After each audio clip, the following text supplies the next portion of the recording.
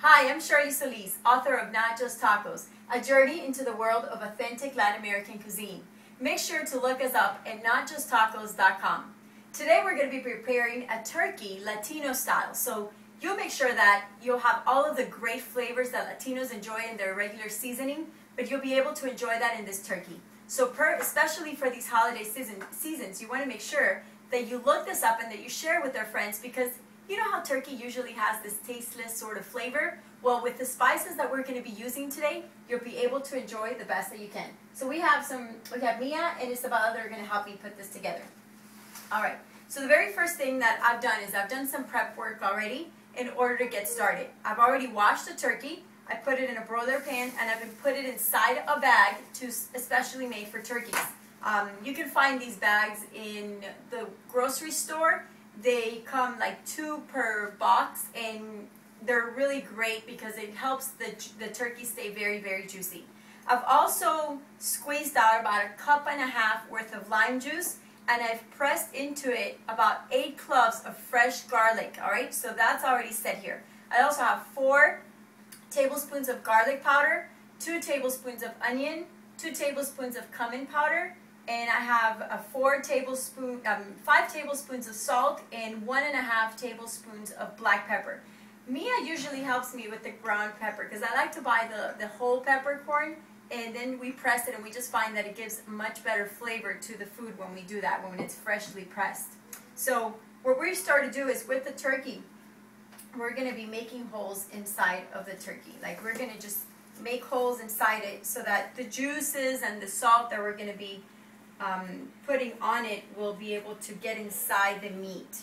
All right, so you do that. And Latinos actually do not eat turkey for any of our holidays. This is something that we've acquired like by just living in the United States. You know, the typical thing for Latinos is some countries eat duck, or other countries will eat ham. Here in Miami, a lot of Cuban people, they'll eat pork. So like, instead of the ham that you use, they cook it a little bit different.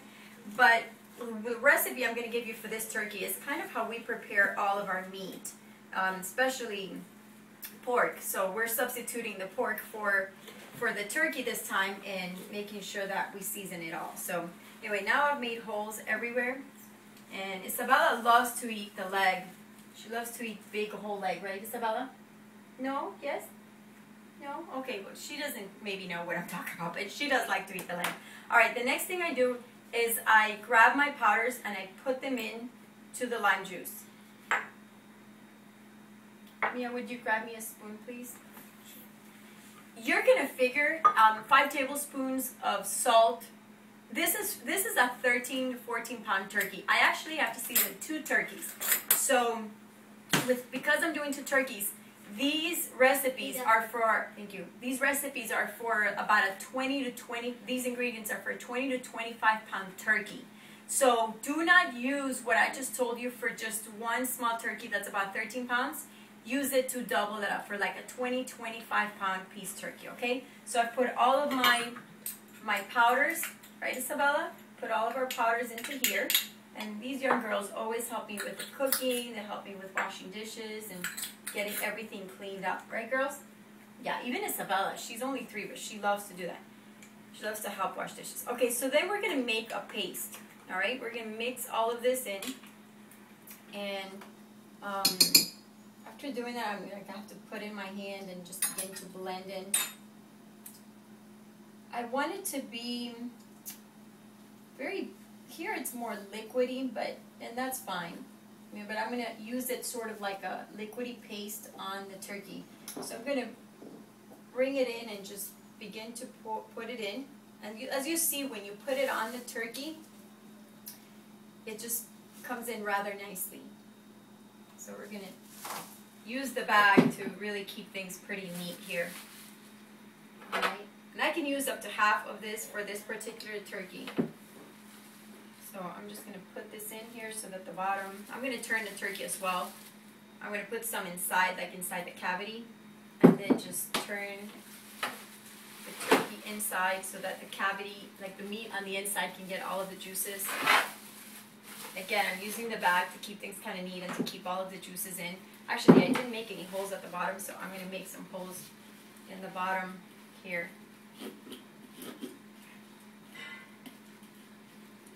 And you'll just heat this up when it's ready at 350 degrees for about 2 to 3 hours. What I do later, it never really, I mean, it stays together, but then I like to just already cut it and have it all set apart for the guests when they come. So you can see how, and this will also help it to stay very moist. Like it's to have a nice crunchy flavor too if you wanted to roast it and just crust the skin afterwards.